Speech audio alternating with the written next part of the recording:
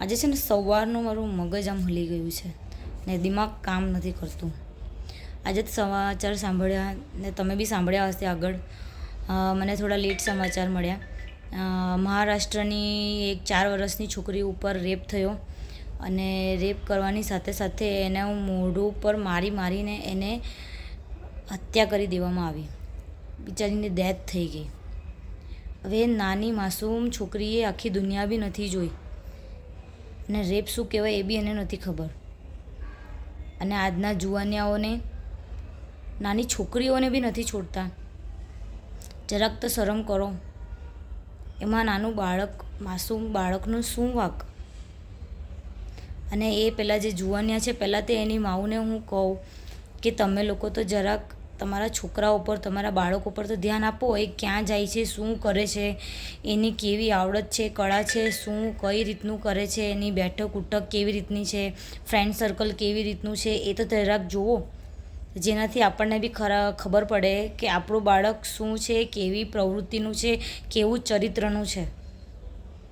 ને એવો જ એક કિસ્સો આગળ બી થયો હતો. મારી બેન ખુદ એસએમસીમાં જોબ કરે છે ને એને ત્યાં જ એક લેડીઝ સાથે થયું હતું. મોમેડન એક બોયઝ હતો ને એ હિપ પર મારીને ભાગીને ચાલ્યો ગયો. ને જે વ્યક્તિ હતા એ વ્યક્તિ ફફડીને મારી બેનને કોલ કર્યો, કોઈ આવીને મને જોરથી હિપ પર મારી ગયું. મારી બેન તરત દોડીને આવી ત્યાં ને ત્યાં, અને સાહેબો બધા કે જવા દો, પણ મારી બેનને નહીં છોડ્યું. સીસીટીવી કેમેરા ખોલાવ્યા, બધું જ ખોલાવ્યું અને એનું નંબર પ્લેટથી એનું બધી જાણકારી મેળવી અને પછી એનું ઘર ગોત્યું. ઘરમાં જઈને મારી બેન અને બધા એસએમસીના સાહેબોએ બી સાથ આપ્યો અને એ સાથ આપવાના બદલે એ છોકરો પકડાયો અને એ છોકરાને બરાબર લીધો અને એને પકડીને લઈ જવાના. પણ એની મમ્મી એને બહુ જ કરી કે સોરી.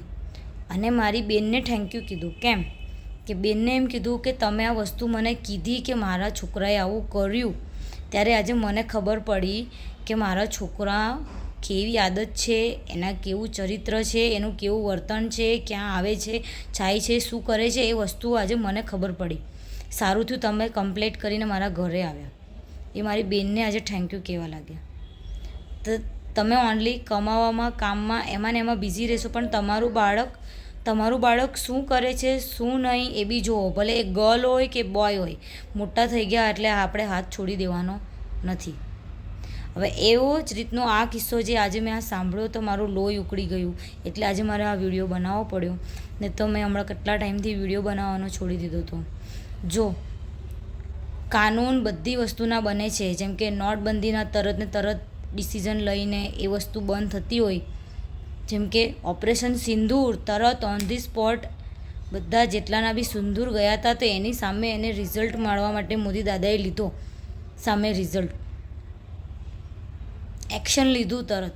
તેવી જ રીતે જો આવી નાની બાળકોની ઉપર આવી રીતનું થતું જ રહેશે તો આગળ જતાં દરેક માઓની તો ટેન્શન જ વધતું રહેશે. એની તો સામે જુઓ, મોદી દાદા બહાર જઈને કશે ને કશેથી કંઈક ને કંઈક નવી વસ્તુ આપણા દેશમાં લાવવા માટેની કોશિશ કરતા હોય છે ને આપણા દેશની પ્રોગ્રેસ કરવા માંગતા હોય છે. કોઈ બી પ્રોડક્ટ્સ હોય કે કંઈ બી વસ્તુ હોય કે કંઈ બી ટેકનોલોજી હોય, બિઝનેસ માટેની કંઈ બી વસ્તુ આપણા દેશમાં લાવવા માંગતા હોય છે. તો એવી જ રીતના બહારના દેશમાં જેવા કાનૂન નિયમો છે એવા આપણે બી તો ફોલો કરીએ, આપણા દેશમાં બી તો લાવીએ. જેમ કે ફોરેનના બહારના દેશોમાં ખૂન કે બદલે ખૂન, જો એણે રેપ કર્યો હશે ને તો એને બી એમને એમ નાગું લટકાવશે કશે ને કશે અને બધા જ એની ઉપર પથ્થર મારશે. અને એ વસ્તુ જોઈને બીજાના રૂવાટા ઊભા થશે ને બીજા કરતાં પહેલાં 10 વાર વિચાર કરશે. એટલે જેવા સાથે તેવા એવો નિયમ તમે અપનાવો અને બીજા બધાની બી સેફટી 100% રહે. વચ્ચે આગળ એવો જ એક કેસ આવેલો હતો કે કોઈ એક ડૉક્ટર હતી, લેડીઝ હતી અને એનું હોસ્પિટલમાં જ એનું કંઈ રેપ થઈ ગયું અને કેસમાં બધા બહુ ઉકળ્યા અને બધું બહુ ચાલ્યું બધું. પણ થોડી વાર થાય ને કેસ આપણો ઠંડો થઈ જાય અને બધું બધા ભૂલી જાય. એ રીતના બધા કેસ ઉકાળો મારે અને ઉકાળતા પછી ધીમે ધીમે ઠંડુ થઈ જાય અને પછી એનું ફેમિલીને એનું તો બધું જોવાનું ને. ને એવું જ જોઈને પાછા બીજા શીખ્યા કરે પણ જો જેણે આગળ કર્યું હતું એને જ સજા નહીં મળે તો પછી બીજા તો કરવાના જ ને. એ જ ભૂલ રિપીટેશન થયા જ કરવાની. જો કરવાવાળાને સજા મળતી હોય ને તે એ ડરથી બીજા લોકો કરે જ નહીં. એક પ્રોબ્લેમ છે મારી. એક નાની બચ્ચીને છે ને એક બોય છે ને બે ટચ કરી ગયો, પછી આમ લોહી નીકાળી દીધું. એને અમારી માટે તો કાનૂન લાવો. અમારી રક્ષાનું શું? બેટી બચાવો, બેટી ભણાવો. અમને પહેલા બચાવો તો ખરા, પછી લખે ને. પ્લીઝ મોદી દાદા, અમારી હેલ્પ કરો. મોદી દાદા જેટલા બી બેટ કરે છે એને સજા આપો.